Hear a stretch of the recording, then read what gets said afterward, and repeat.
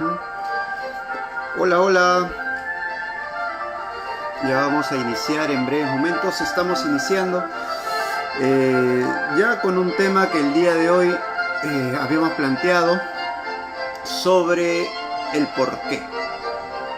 Es decir, íbamos a compartir sobre ciertas cosas del porqué y cómo nos ayuda un poco a entender el mundo, dando de alguna manera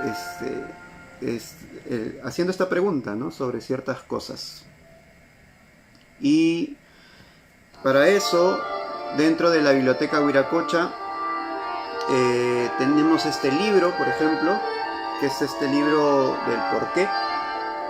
Es parte de de la editorial Grijalbo, y que comprende unos cuantos libros que son justamente cuándo, dónde, por qué, que de alguna manera nos ha ayudado a nosotros a trabajar con los chicos, y que de alguna manera motivarlos a hacerse preguntas siempre del por qué, como por ejemplo que el por qué no estoy transmitiendo desde Wiracocha y sí estoy transmitiendo desde mi cuenta personal. Lo que pasa es que tenía un problema técnico y no he podido solucionarlo, y quería hacer esto antes del toque de queda.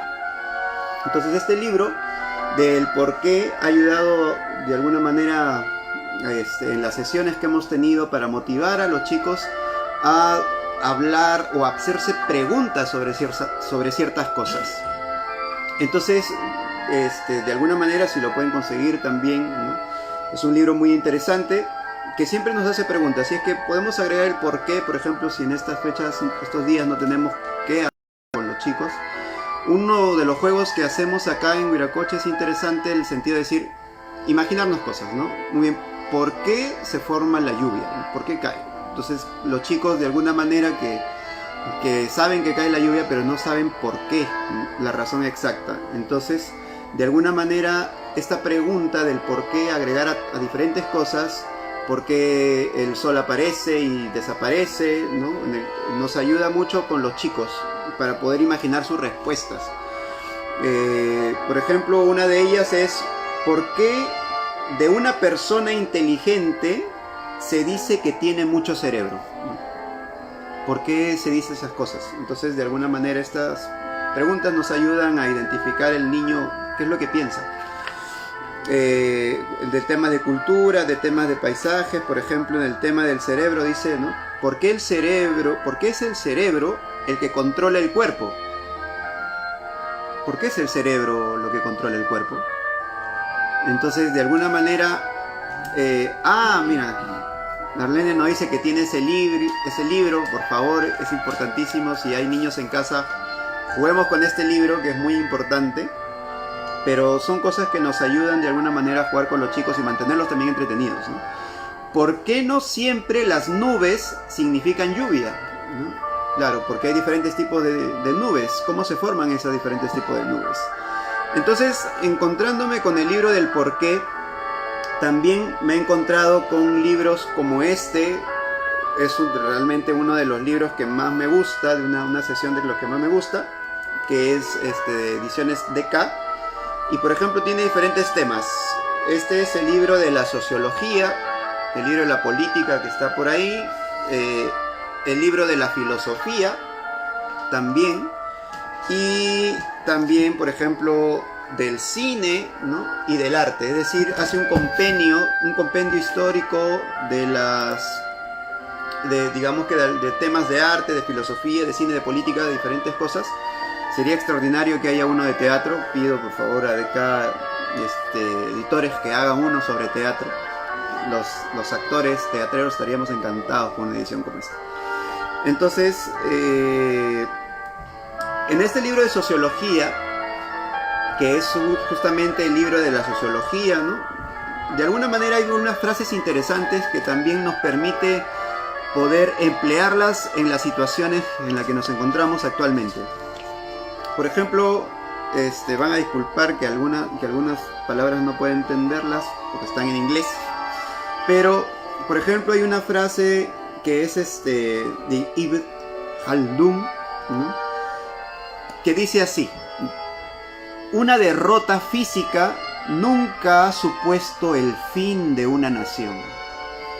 Es decir, por ejemplo, lo que nos está pasando vendría a ser como una especie de derrota física porque no tenemos los implementos médicos, no tenemos la estructura social adecuada para tener, por ejemplo, para poder de alguna manera estar prevenidos frente a lo que está pasando, ¿no? Entonces, este virus, de alguna manera, es como una especie de derrota física social hacia nosotros, ¿no? Pero eso no supone el fin de la nación, es decir, no supone el fin de nuestra sociedad. Significa, al contrario, de que esto nos debe alentar, de que debemos funcionar como nación para poder superar esto que nos está pasando. Una de las cosas, por ejemplo, que se menciona, ¿no? Aquí en nuestra parte, dice: una nación puede sufrir derrotas físicas que no acabarán con ella, lo que mencionábamos hace un momento, pero una derrota psicológica supone el fin de una nación. Es decir, mucha gente está tan asustada con esto del coronavirus que ya lo hacen psicológico, es decir, su miedo se va convirtiendo en una conducta o se va implementando en el cuerpo. Y esta conducta que va implementando esta persona va contagiando a otras y se convierte como en una cadena que de alguna manera efectivamente a todos como nación nos afecta, pero de alguna manera sentirnos derrotados psicológicamente, es decir, no, pucha, ya fuimos, no, como que el fin del mundo, ¿no? Significa que aceptas una derrota y esa derrota te termina de alguna manera afectando a la gente del entorno y se siente un pesimismo en la sociedad, de tal manera que ese pesimismo contribuye a no tener una salida real como sociedad, como nación.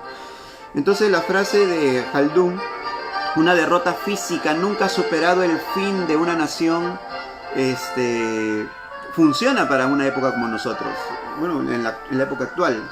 Pero hay otro que es Adam Ferguson, que dice, por ejemplo: la humanidad siempre ha vagado o se ha asentado en concordia o en conflicto, en tropas y sociedades.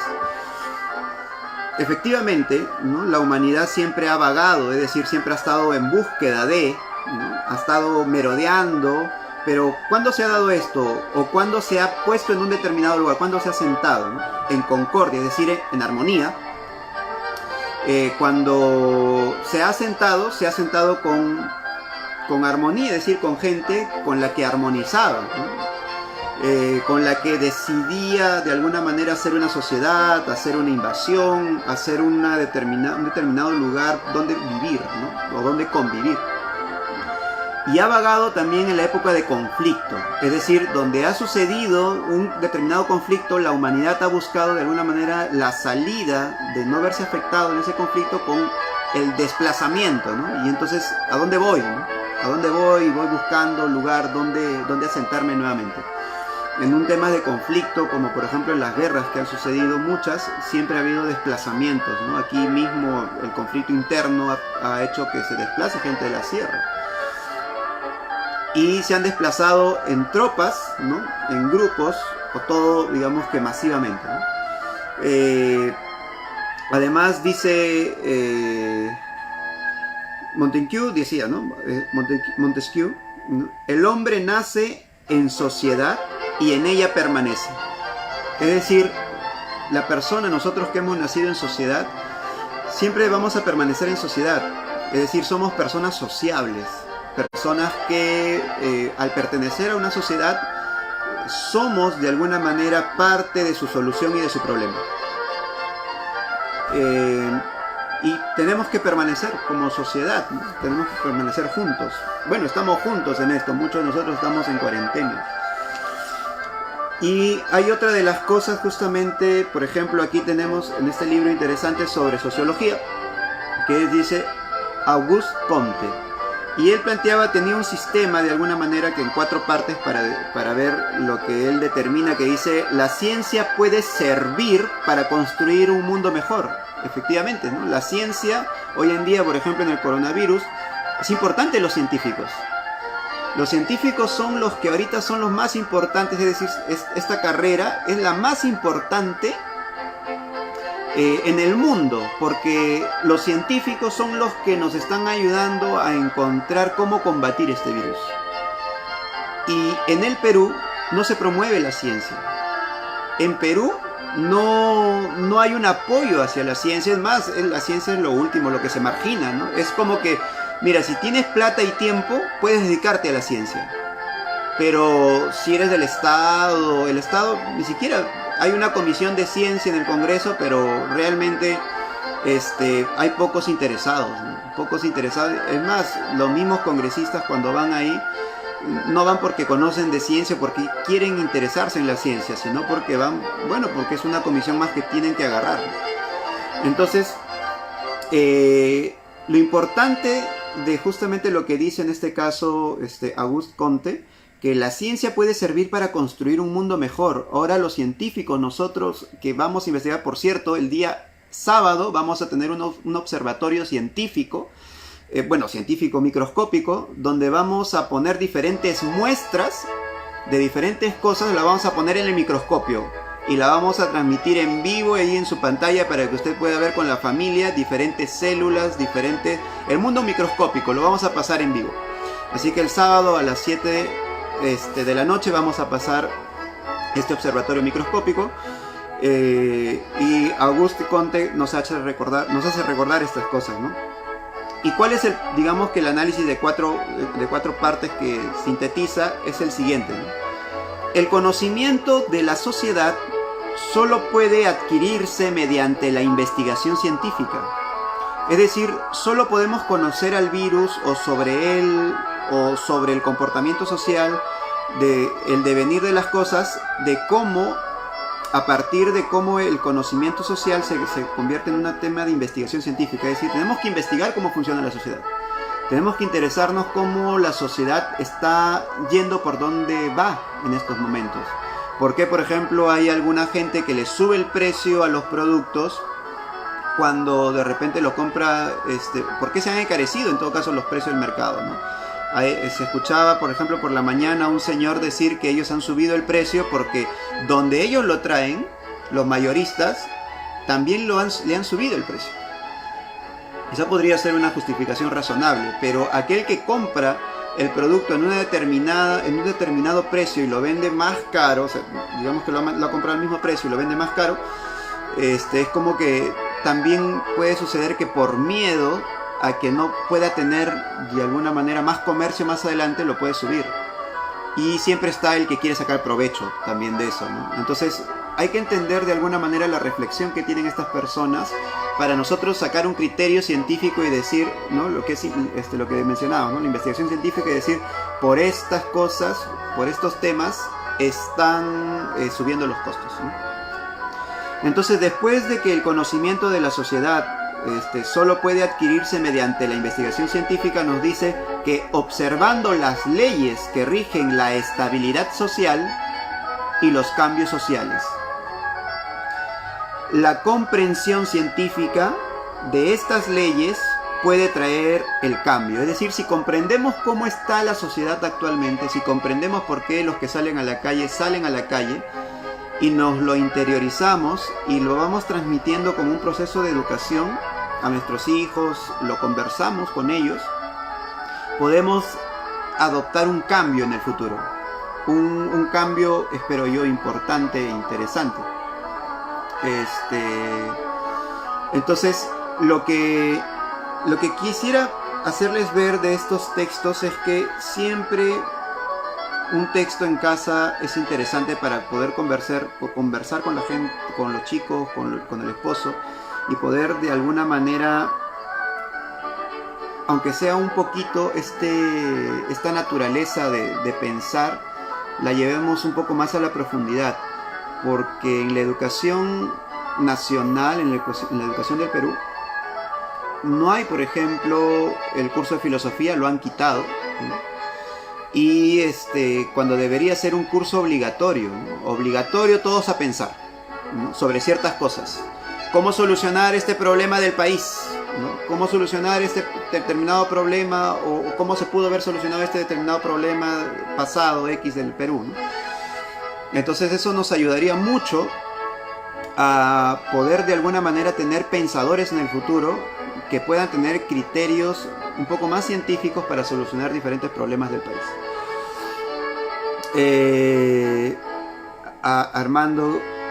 Hola Armando, ¿qué tal? Nos dice que no solo el miedo, la realidad supera la ficción y ni salga de tu cuarto. Sí, no debemos salir. Ajá, también para que no nos engañen efectivamente, Joel, ¿no? Entonces, importante leer para que no nos engañen. Y yo quería resaltar también otra frase que decía acá: la sociología no es pues un auxiliar de otra ciencia, sino una ciencia distinta y autónoma. Es decir, las ciencias sociales, ¿no?, tienen su propio espacio. De la ciencia viene la predicción y de la predicción la acción. Esta frase de Auguste Comte es importante, creo yo, por lo que nos dice que debemos utilizar la percepción, la idea de reflexionar al punto de predecir qué puede pasar, como un juego de ajedrez.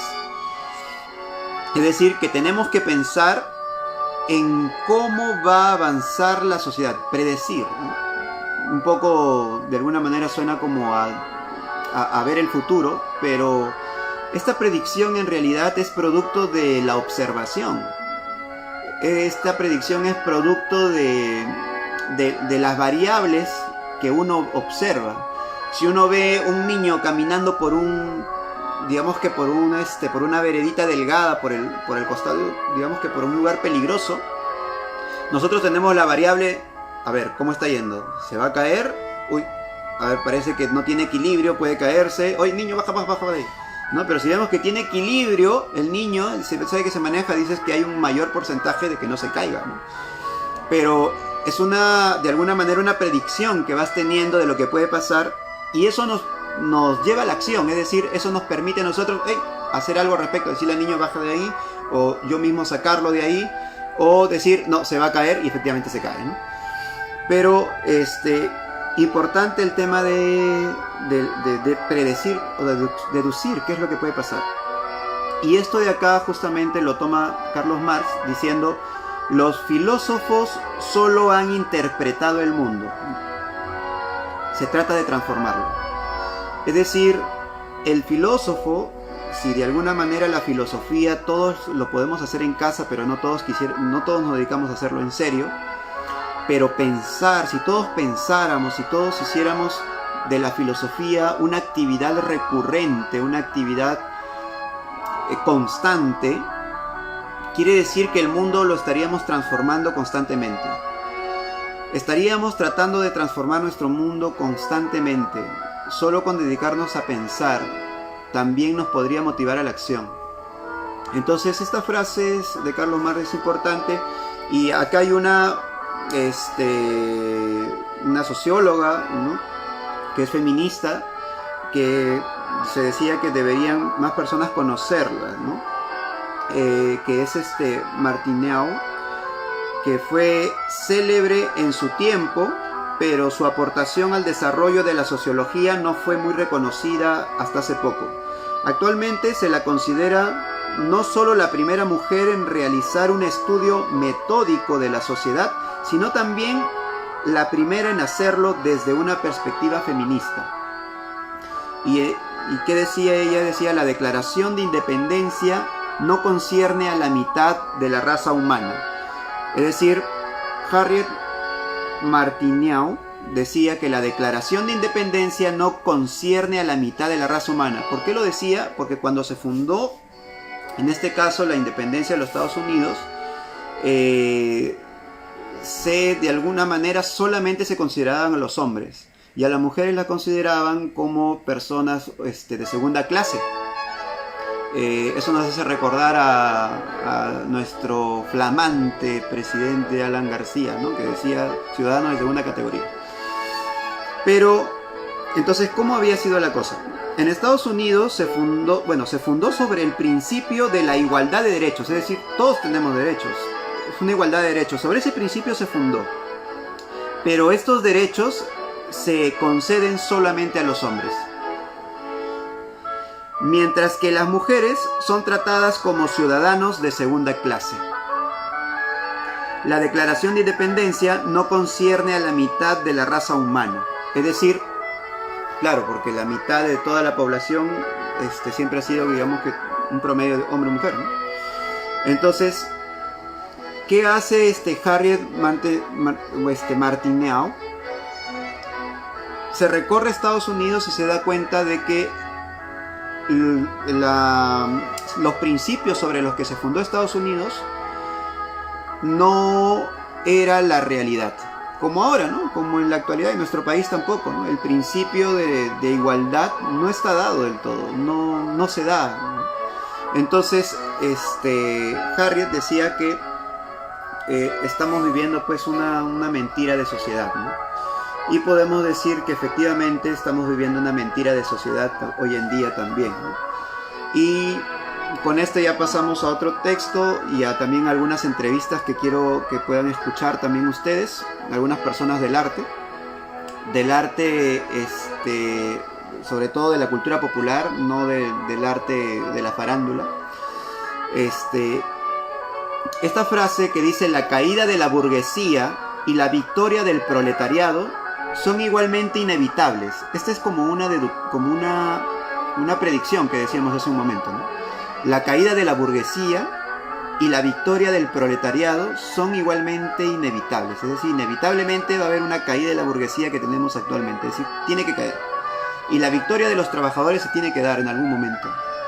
Pero claro, si es que pensamos, si es que hacemos el hábito de pensar diario, si es que estudiamos, si es que digamos que mejoramos como sociedad, podemos de alguna manera vencer, ¿no? Esta frase la decía Carlos Marx. Y hay un sistema de alguna manera que está planteado en el libro, que quisiera leerlo para que ustedes también, digamos que disfruten de este texto. La sociedad moderna tiene dos grandes clases, solo dos. La burguesía, dueña de la industria, y el proletariado, que son los trabajadores. Burguesía, proletariado. El control de los medios de producción enriquece a la burguesía. Es decir, ellos tienen el control de los medios de producción y le permite dominar la propiedad privada, ¿no? Por ahí se publicó de alguna manera alguien que estuvo diciendo que le estaba recomendando, incluso creo que a los que tenían la producción de alimentos, decir, si esa es tu propiedad, tú tienes el derecho de venderlo al precio que quieras, porque es tuyo. Si tú quieres venderlo al precio más elevado, pues a ese precio tiene que comprar la gente, porque estamos en el libre mercado. Es decir, ¿cómo es el pensamiento de estas personas que lo que prima es el dinero, la producción, es decir, el dinero y no la humanidad? Es decir, el pensamiento de esta gente que tiene el control de los medios de producción es solamente monetario, es decir, no hay ningún criterio humano. Por eso dicen que la burguesía no piensa en realidad en la humanidad, sino solamente en explotarla, en sacarle el dinero, ¿no? Es decir, explotar su fuerza de trabajo para obtener más ganancias, ¿no? En realidad no piensa en la humanidad. Y de parte del proletario dice que el proletario mayoritario, es decir, que somos la mayoría de la humanidad, posee poco. Y como posee poco, vende su fuerza de trabajo a la burguesía y vive en la pobreza debido a la explotación. Es decir, si quieres más dinero, más tienes que trabajar. Entonces tu cansancio es mayor, es decir, trabajas poco, ganas poco. Pero como tú quieres vivir mejor, tienes que trabajar más. Y entonces, ¿qué hace la burguesía? Te explota más, es decir, te da más trabajo, más dinero para mí, y digamos que lo que sobra te voy dando para ti, ¿no? Entonces tengo que acelerar, digamos, un proceso de explotación en el trabajador para que pueda ganar más, pero yo también para enriquecerme más, ¿no? De parte de la burguesía, ¿no? La burguesía ¿no? La burguesía busca su propio interés, limita la solidaridad en el seno de la burguesía, es decir, soy solidario solamente con mi cúpula, ¿no? Y la competencia incesante genera crisis económica periódicas. Es decir, a partir de las competencias, por ejemplo, ahora hace poco salía sobre la competencia de Estados Unidos con China, sobre el caso de los Huawei, ¿no? Y había una competencia comercial. Y esa competencia comercial no solamente se ha dado por los celulares, sino por el predominio, por ejemplo, del combustible, del petróleo. Y esto ha generado en la población mundial crisis también sobre economía, ¿no? Porque subía y bajaba el combustible, el dólar subía y bajaba, y nosotros estamos de alguna manera sujetos al dólar, ¿no? No sé por dónde vi el tema, que decía el tema de la libertad, en el tema de los Estados Unidos, que no lo leí, pero lo paso a leer, que dice, ¿no? Consideramos evidentes por sí mismas estas verdades, que todos los hombres han sido creados iguales, que han sido dotados por sus creadores de ciertos derechos inalienables, que entre estos están la vida, la libertad y la búsqueda de la felicidad. Realmente no tenemos libertad, porque hay un montón de gente, digamos, que no puede viajar, no puede irse a ningún país del mundo si es que no tiene dinero. Tiene que tener dinero, está atado al dinero para poder irse de cualquier parte del mundo. En realidad, el transporte debería ser un derecho fundamental del ser humano. El transporte debería ser un derecho así como del agua, porque todos necesitamos trasladarnos a diferentes lugares y todos quisiéramos conocer diferentes lugares, irnos por diferentes sitios, ¿no? La migración del mundo de las personas ha sido inevitable en todas las sociedades. Y el transporte, de alguna manera, es decir, el traslado de un lugar a otro, siempre ha sido por necesidad de la humanidad, ¿no? Y yo creo que el conocer otro lugar también debería ser una necesidad humana. Entonces, por el bien del conocimiento, por el bien incluso del deseo de vivir en donde quisiera vivir, debería el transporte ser un derecho humano, subvencionado por todos los ingresos que tiene el país y de todos los países, ¿no? Como las grandes empresas y como la producción, digamos, que nacional que tiene cada país, ¿no? Bueno, pero este tipo de cosas, justamente este libro, ¿no? Que hemos leído unas partes, el libro de la sociología, digamos que ayuda un poco a entender también lo que sucede en el país. Cualquier libro nos puede ayudar, nos puede servir, ¿no? Y lo que quisiera ahora voy a hacer un llamado a algunos amigos, ¿no? Del arte, que de alguna manera ellos nos han, les hemos pedido que por favor nos podamos comunicar mediante esta vía para entrevistarlos sobre el porqué de, por ejemplo, los centros culturales, ¿no? ¿Por qué apostar por un centro cultural? ¿Por qué apostar por un espacio artístico? ¿Por qué apostar por un espacio comunitario? ¿Por qué apostar, sobre todo los artistas que son los que se empeñan en esto, por qué apostar por un espacio donde se difunda arte, donde se pueda leer, ¿no? Entonces, sobre este tema vamos a llamar a algunos, me disculpan un momento, pero vamos a llamar a algunas personas que sabemos que están por ahí en línea, y vamos. ¡Aló, Smith! Estimado, ¿cómo estás, amigo? Te voy a poner en altavoz. Aló. Aló, Smith. Estamos ahorita haciendo una comunicación, un enlace en vivo. Ya hemos estado hablando de diferentes cosas y quería hacerte una pregunta para las personas que están interesadas en este tema sobre los centros culturales, ¿no? ¿Por qué tener Colliclown cerca de tu casa? ¡Wow! Una pregunta muy difícil, señor. Es muy difícil. Sí. A ver, ¿por qué? Yo creo que es importante que exista Colliclown porque le damos una alternativa acá al barrio, ¿no? Una alternativa de que ellos puedan venir a ver arte, cultura, alguna expresión artística, ¿no? Porque vemos que estamos rodeados, no sé, de cines, estamos rodeados de fiestas, de conciertos, pero no hay espacios culturales donde vengan los niños a ver teatro, cultura, ¿no? A enriquecerse.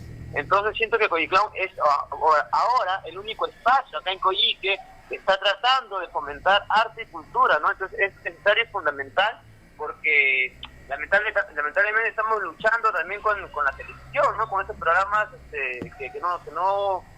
que no enseñan nada, que más embrutecen a la gente, a los niños, y entonces es como un espacio de resistencia, ¿no? Un espacio de resistencia para que más personas y más vecinos se unan.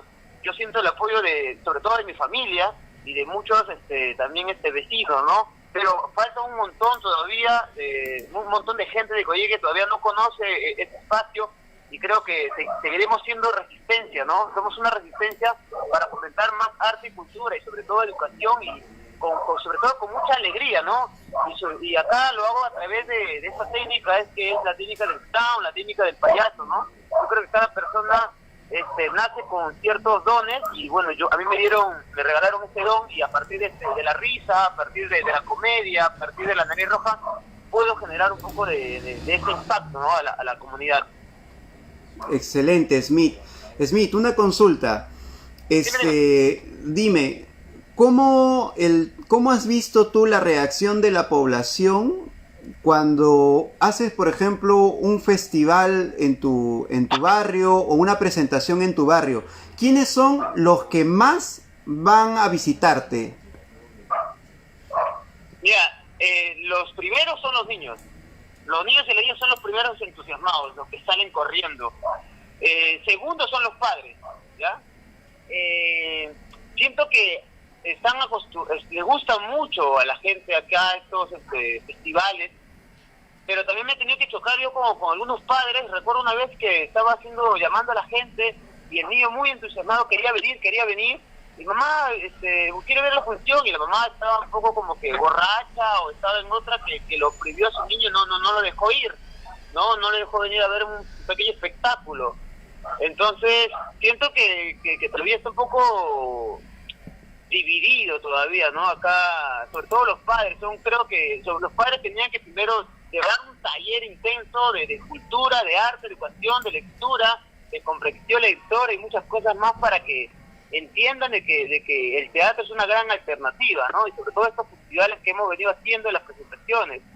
Hemos tenido una muy buena reacción, gracias a Dios. Gracias a Dios siempre ha habido público. Había veces que faltando 5 minutos antes de la función,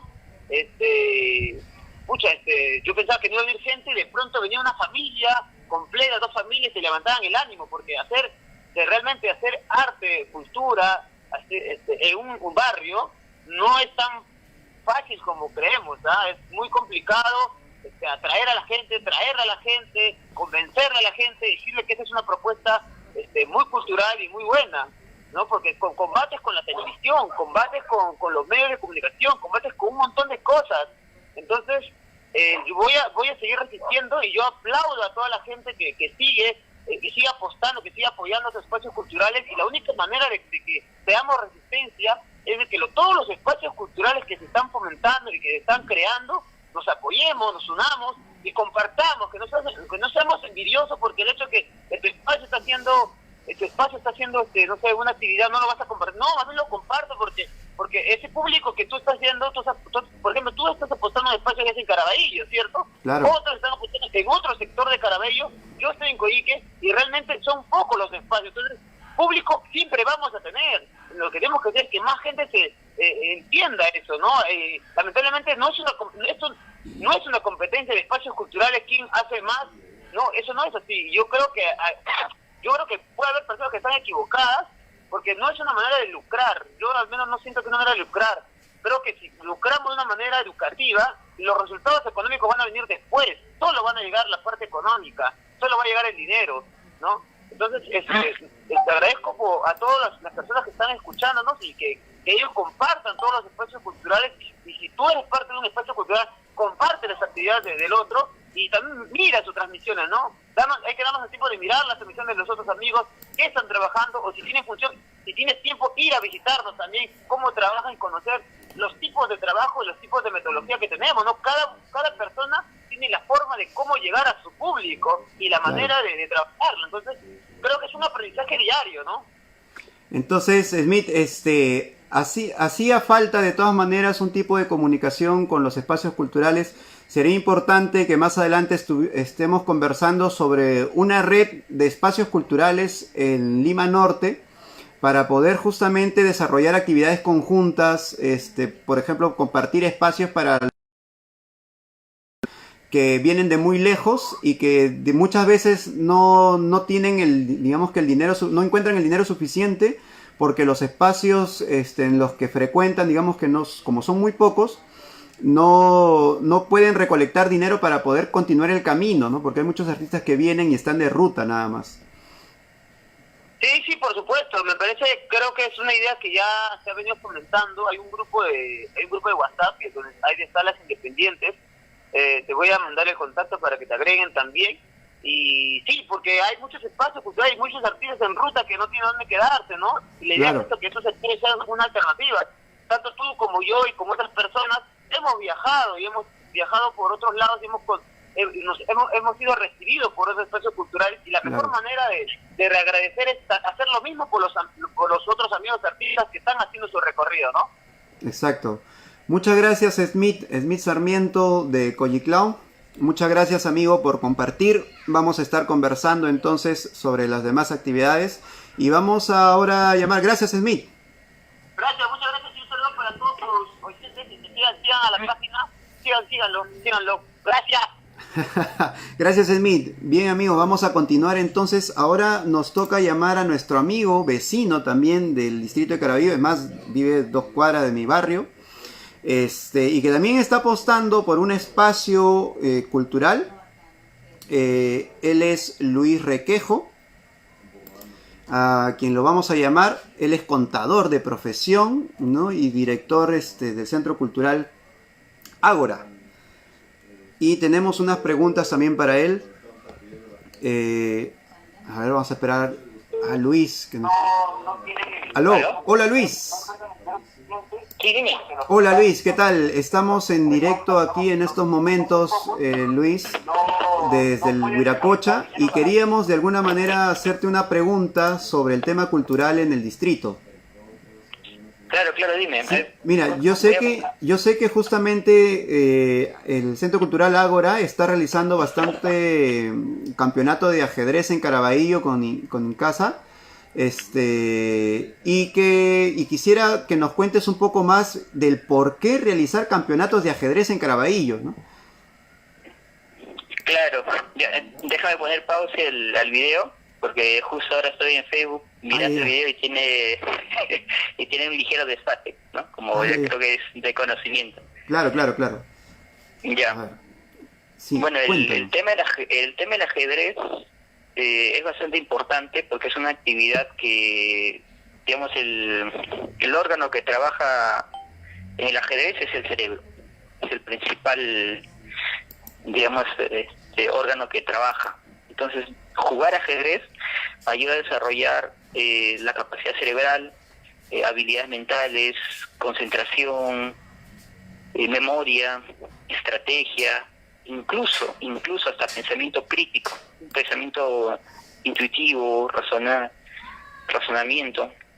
Entonces te ayuda bastante, y nosotros ajedrez desarrollando ya hace bastante tiempo, y este año se ha tomado ya en asociación con la empresa Incaiza para organizar torneos consecutivos. Tenemos ya en febrero fue el primer torneo, ahora en junio por el aniversario de Caraballo va a ser el segundo el segundo torneo del año, porque esos torneos vienen hace 3 años aproximadamente. Luego viene el aniversario de Incaixa, que sería en septiembre, y luego ya para cerrar el año en diciembre. Estamos cerrando ya con un torneo, ¿no? Y los torneos son para todas las edades. Tratamos de abarcar la mayor cantidad de edades y no separar mucho, que la distancia entre edades no sea mucha, ¿no? Para que el niño también, porque el ajedrez, digamos, también te permite competir sin... O sea, un niño puede competir con un adulto. Claro. O sea, no es como otros deportes que de repente involucra el nivel de fuerza, de repente por ahí el nivel de elasticidad, ¿no? Otros factores, ¿no? Este netamente es un ejercicio mental. Entonces, si un niño tiene un entrenamiento constante, permanente, tranquilamente se puede enfrentar a un adulto sin ningún problema. Excelente, eso no sé por qué se me vino a la mente recordar a los Jedi, ¿no? Sí, un poco del trabajo mental, ¿no? Pero Luis, quisiera preguntarte sobre el punto, ¿no? ¿Cuál es la misión que tiene el Centro Cultural Ágora dentro del distrito, ¿no? Ya, mira, quisiera entrar y narrar toda la parte evolutiva, ¿no? Porque este es un proyecto que inició hace bastante tiempo. Uh-huh. Y ha venido cambiando, mutando, apropiándose de ciertas cosas, ¿no? Claro. Pero básicamente la misión, la cual gira todo alrededor, es hacer un granito de... ser un granito de cambio, ¿no? En el distrito y por qué no en el mundo, ¿no? Uh-huh. Porque así como vemos, por ejemplo, tú has visto ahí ¿no? Decretan cuarentena y la gente sale a las calles en forma, yo diría, hasta burlona, ¿no? Anoche acá por mi barrio salían y retaban a los patrulleros, iban corriendo, y como el patrullero a veces no puede entrar por, ¿no? Jardines. Una vez que entran a la casa, uh-huh, ya no puedes violar el tema de la privacidad. Así que, sí. O sea, se salían así como que jugaban con los policías y ladrones, persecución. Algo así, ¿no? Entonces yo veo y digo, pucha, en verdad esta situación da vergüenza ajena, ¿no? Porque lo toman a la broma, eso no es un tema de que, ay, mira un virus, no, qué chévere, a ver, hay que salir, a quién le da, a quién no le da, ¿no? Está de moda, yo quiero tener el virus. No, la gente no lo está tomando así, ¿no? Ahorita ya hay 2 muertos, ¿no? Uh-huh. Ya se confirmó el segundo fallecido del virus. Entonces, si seguimos así con esta inconsciencia, esta irresponsabilidad, esto va a aumentar, ¿no? Y esperemos que no llegue a un punto de no retorno en que se vuelva insostenible, ¿no? Claro. Bien, Luis, muchas gracias por el tiempo, por la entrevista.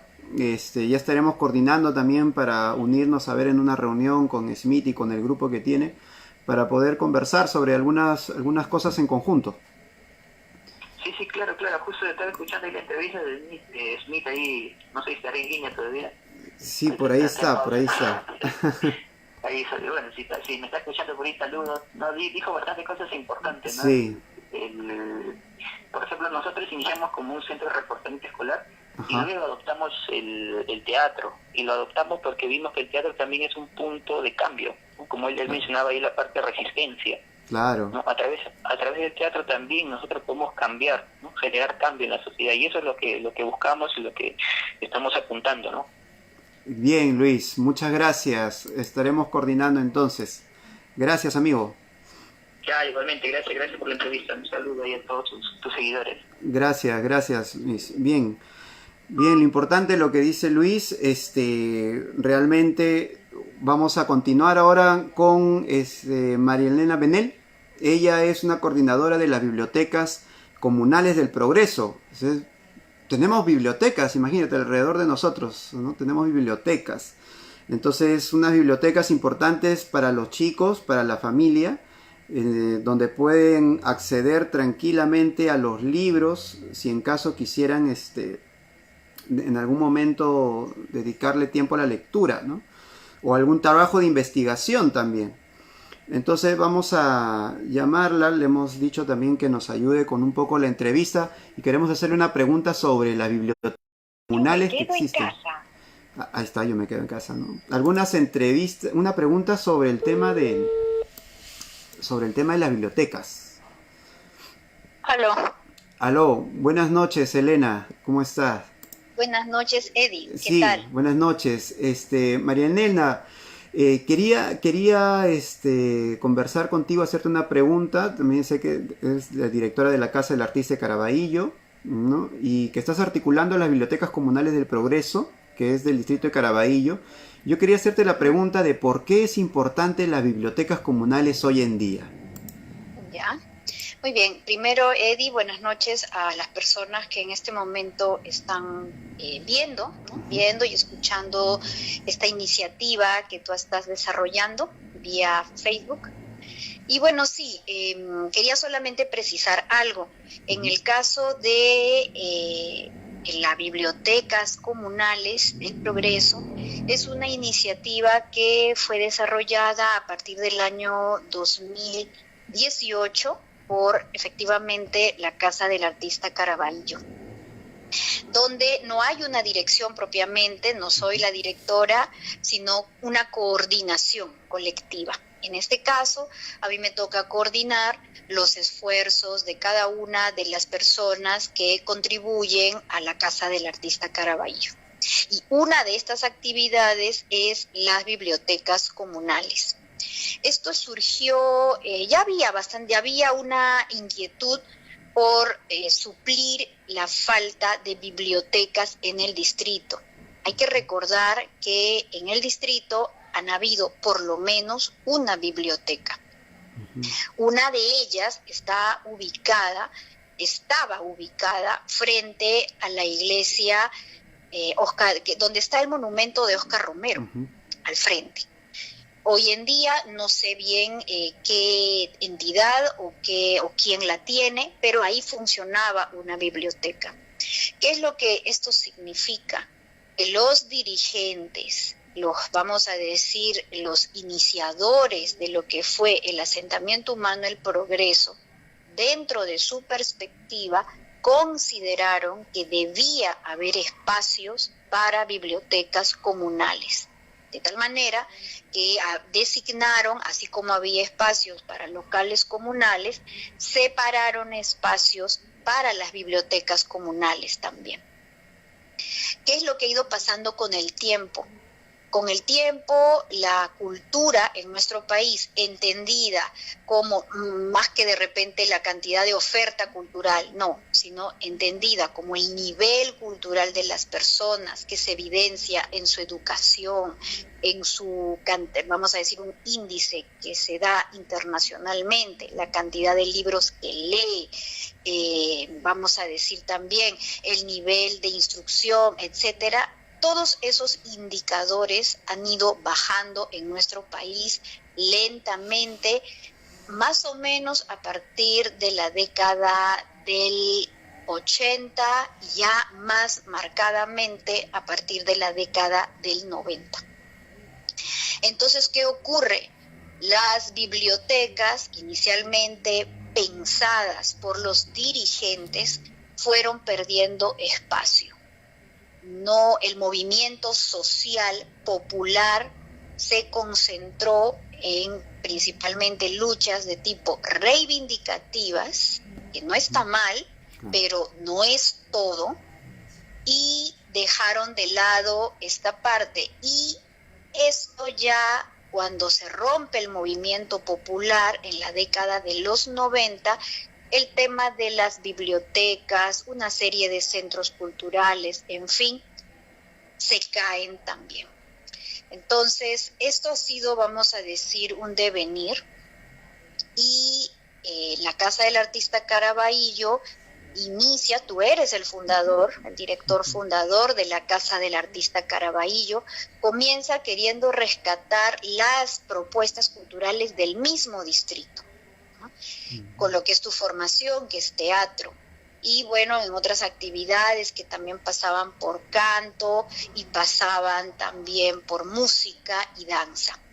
Pero se estaba dejando de lado una actividad importante que era la de la lectura. Es así que se vio con los integrantes de ese entonces activar el tema de las bibliotecas comunales. reactivarlo, teniendo en cuenta que ya habían existido, pero habían muerto. Entonces comienza esto en la biblioteca Gorrión Mensajero, que es la primera en apertura. La segunda, que es la biblioteca Marco Aurelio de Negri.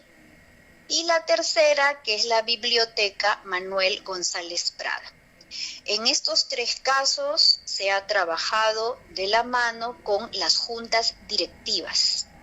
Es decir, se hace la propuesta, las juntas directivas están de acuerdo y brindan un espacio, ya sea un local comunal, como es el caso de Marco Aurelio de Negri, o ya sea una casa, el espacio de la casa, ya sea la sala o de repente un espacio en la parte delantera, que pueda también acoger a la biblioteca. Y hemos, además de trabajar con las juntas directivas, que además de darnos el espacio, nos han brindado a las personas que van a ejercer de bibliotecarias, también hemos tenido el apoyo de vecinos con donaciones de libros y con algunas instituciones, ONGs y otras instituciones que nos han brindado libros como forma de donación. Entonces, más o menos esa es la historia. Tengamos en cuenta, y eso es importante mencionarlo, que no sé, de repente ahora, después de este periodo de aislamiento obligatorio, el índice de lectura de libros incremente. Pero hasta el año pasado, el Perú no llegaba, a nivel, digo promedio nacional, no llegaba ni a un libro por persona. Entonces, ese es un índice grave. Solamente miremos a nuestros vecinos con los que permanentemente nos estamos comparando, Chile, Argentina, Colombia, en fin, ellos tienen índices más altos de lectura anual. Y eso se evidencia en el léxico que manejan. Tú miras las noticias, miras las entrevistas que hacen a la población de a pie, no a artistas, no a intelectuales, porque siempre el artista, el intelectual, en este tipo de sociedad es un ser privilegiado. Tiene acceso a una educación a la que no tiene acceso la mayoría de la población. Entonces, cuando tú ves las entrevistas a las personas de a pie, notas las diferencias de léxico, fluidez, las diferencias de entonación. Eso es porque el nivel cultural de los países vecinos, en esos aspectos, vamos a decir, lectura, que redunda en léxico, que redunda en fluidez verbal, que redunda en construcción de oraciones, definitivamente es mejor. Entonces a eso es a lo que las bibliotecas quieren atacar. Atacar por un lado y contribuir por el otro, ¿no? Elevar el nivel cultural, en este caso, de la población de Caraballo a través de la lectura. Porque hay otras expresiones culturales que también tienen cada una sus propios desarrollos. En este caso es la lectura. Bien. Marinel, nos has contado un poco de la historia y ahorita, ¿cuál es de alguna manera el devenir después, por ejemplo, lo que la población, ¿no? Tú mencionabas que de repente aumenta, no se sabe, sería ideal que aumente, pero sí, siquiera llegar al libro al año. Ahora, hay una cosa que hay que ver, cuando tú ves las redes sociales, qué actividades las personas están haciendo por país en esta época de cuarentena, porque somos muy autocentrados y creemos que el único país que está sufriendo la cuarentena, sufriendo a los militares, sufriendo a la policía, somos nosotros, y no es así. Claro. Italia, España, China, ya ni qué decir, Irán, Irak, Estados Unidos, México, todos están a estas alturas sufriendo. Digo sufriendo porque hay muchas personas que lo ven así, lo expresan en las redes sociales, pero vamos a decir, lo estamos viviendo este aislamiento. Todos estamos casi en igualdad. Entonces, cuando tú comparas las actividades que hacen los diferentes países, ves ves diferencias. Por ejemplo, en otros países hay el hecho de las aulas virtuales, ¿no? Personas que tienen algún conocimiento y organizan lo que se llama la clase maestra, ¿no? Entonces te inscriben y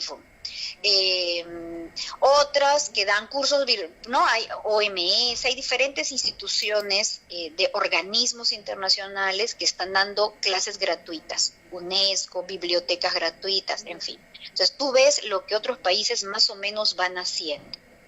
En nuestro país, quien ha estado bastante incidiendo como organismo a nivel nacional, en que las personas lean, han sido 3 instituciones: Casa de la Literatura, Biblioteca Nacional y Ministerio de Cultura, ¿no? Entonces tú ves que ellos proponen, pero su cantidad de entradas, de me gusta, es menor. Las actividades que más se prefieren en nuestro país, solamente viendo las redes sociales, son de concursos, subir fotos o estar muy pegados a la red, ¿no? De tal manera que ha salido, ¿no?, un comunicado diciendo que se pide que restrinjan el uso, porque se ha disparado el uso de redes sociales en Perú. Por ejemplo, lo que se ha disparado en España y en Argentina, creo, no ha sido el uso de redes sociales, por ejemplo, sino ha sido el uso de la televisión, consumo de programas y de series, ¿no?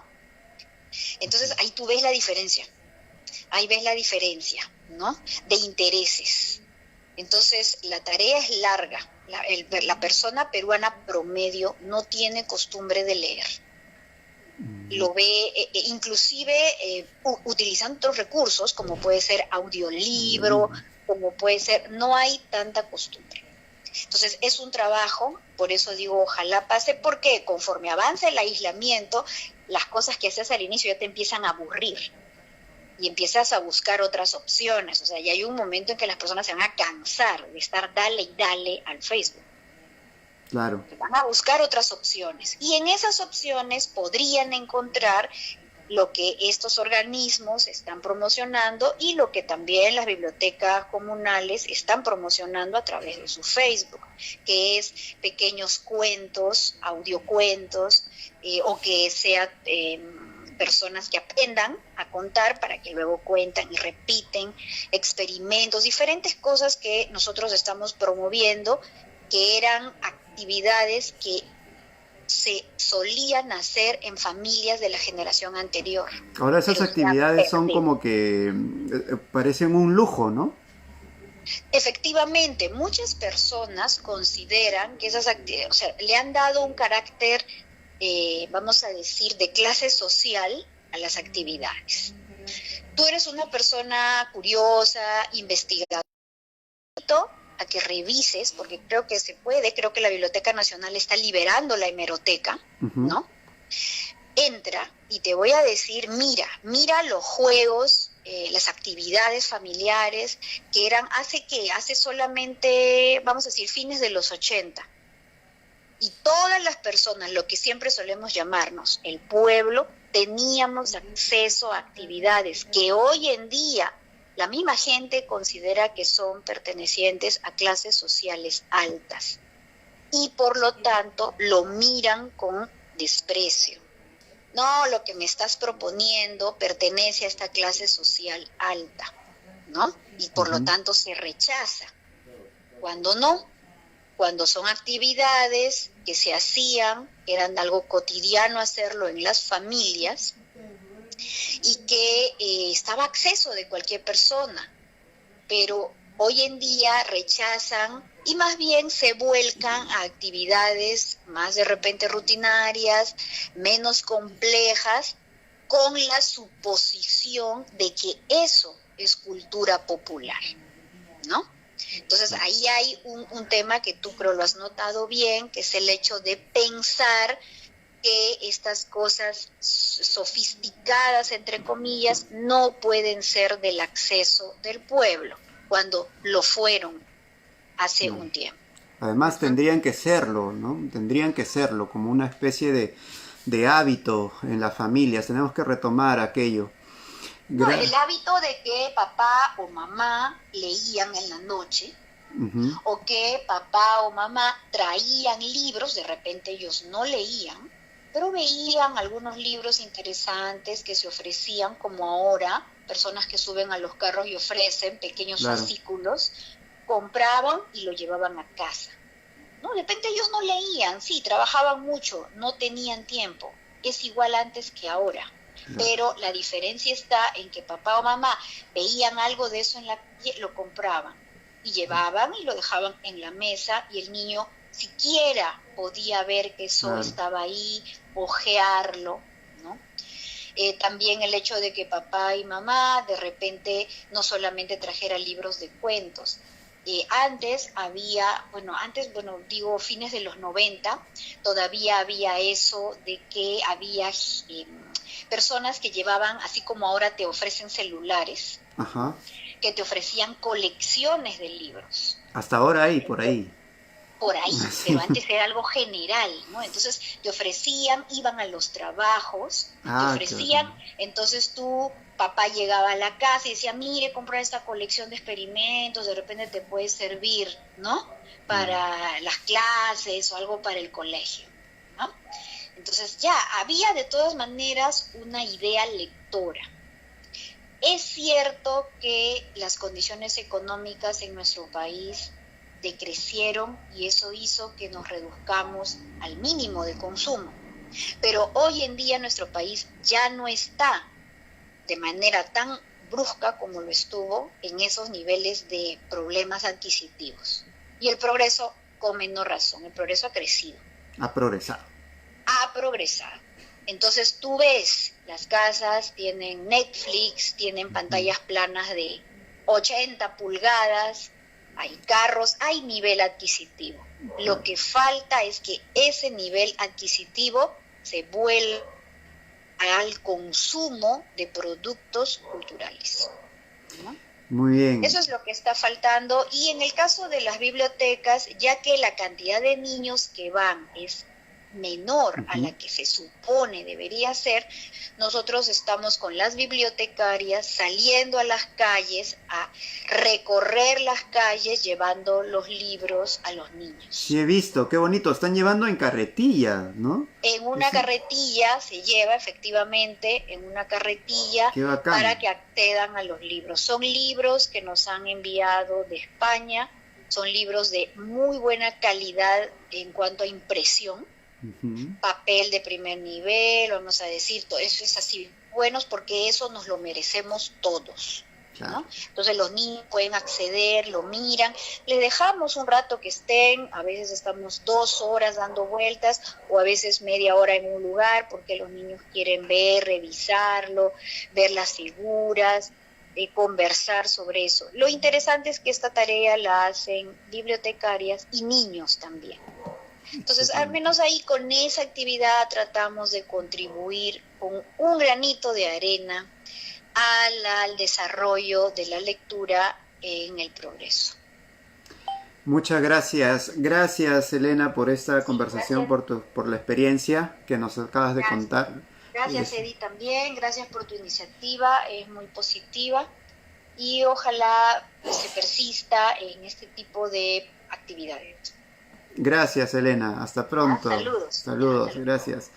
Bien, amigos, ya saben, los niños necesitan más lectura, los padres también necesitamos más lectura y es importante que de alguna manera todos hagamos el esfuerzo también por dedicarnos un tiempo a la lectura en el día, todos a leer alguna cosa en un determinado momento.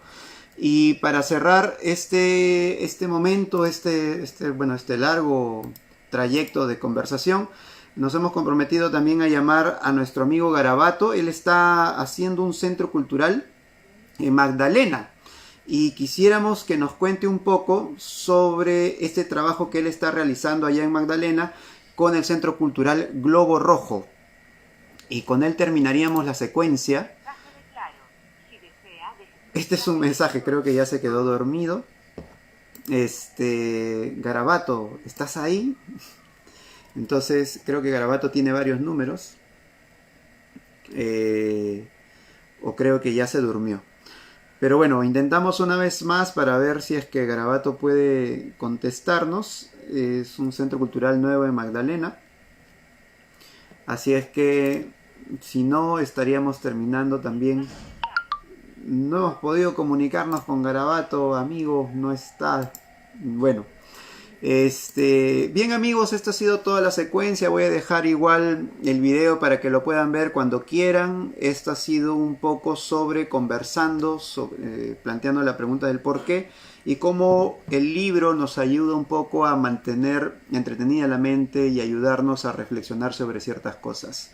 Gracias por compartirnos hasta aquí, y el día sábado vamos a tener el observatorio microscópico a las 7 de la noche. Vamos a poner varias células para que ustedes vean el pequeñito de la célula, cómo son los insectos, cómo son la piel de los insectos, qué es lo que tienen en las alitas, cómo son. Así es que un mundo maravilloso, el mundo microscópico, el día sábado a las 7. Muchas gracias, eso es todo.